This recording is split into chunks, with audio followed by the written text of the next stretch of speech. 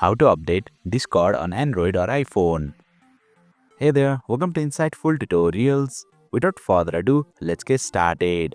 Open Play Store on your Android device or App Store on your iOS device. Tap on the source icon at the bottom, then tap on the search bar. Type in Discord and search for it. If the update button is available for Discord, it means a new version is available with the latest features. However, if you are already using the latest version, then you will see the open button instead. To update Discord, simply tap the update button.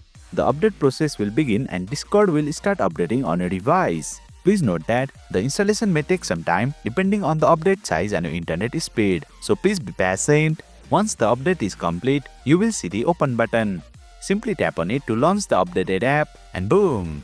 You have successfully updated Discord on your mobile device. That's it for today's video. If you found this video insightful, please don't forget to hit the like button and make sure to subscribe to our channel for more insightful tutorials.